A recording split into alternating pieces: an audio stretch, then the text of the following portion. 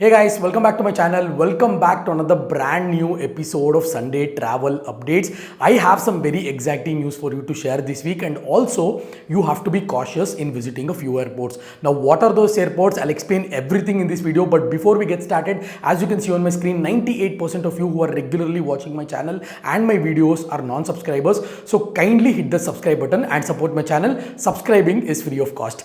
So news number one I have for you is, which makes you very excited, is we know that we Indians love traveling to Europe. So the tourism to Schengen countries has surged by 19% in the early 2025 when you compare that to 2024. Now 19% is a huge increase in number of Indian travelers visiting Europe. Now Germany, France and Switzerland has been the top destinations when it comes to European travel, and there has been a lot of visa applications going in as well. You would also be excited to going to Europe, but there's a few precautions, few things you'll have to be really careful of for you to save money, and I've made dedicated videos on those guys. So please do check it out. Traveling to Europe, I know an Indian passport is becoming more and more difficult now. I'll explain at the end of this video, but go for it. There's been a lot of surge in European, that is Schengen tourism. So if you were looking for a Europe trip, this is the right time to plan your Europe trip.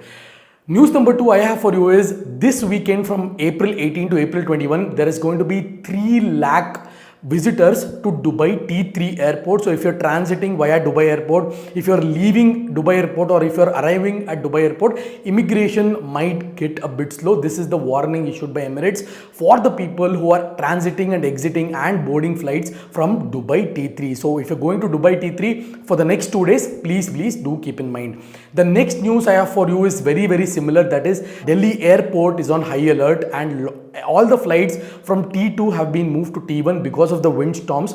There was a windstorm very recently, and over 50 plus flights was put on hold or cancelled, and there was literally stampede in Delhi airport. Now why this is happening always at Delhi airport is, Delhi is one of the main transit hubs when you talk about Southeast Asia. Now people who are traveling to Southeast Asian countries from very far off places like Europe or more in the African or West region, they tend to take a transit via Delhi airport. So that's why Delhi is one of the busiest airports in the world, guys, not only in Asia. So what happens is, if Delhi airport's flight gets delayed, there is going to be a lot of delays. And as you know, even when we want to travel from South Indian cities to foreign countries like Europe, we go through via Delhi, and Delhi is also our main transit hub. Now when I went to Turkey, I went via Delhi. When I went to Kazakhstan, I went via Delhi. When I went to Nepal, I had to go via Delhi. So Delhi has been the main transit hub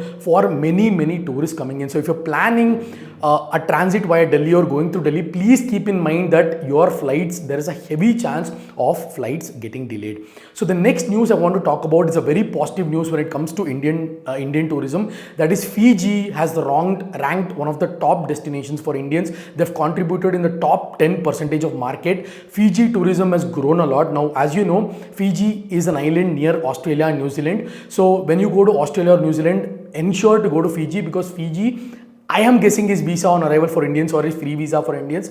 So when you're going to Australia or New Zealand, try to go to Fiji and cover that country as well. So it will become an add-on, and I'll just confirm about the Fiji visa process in the description below. So please do check it out.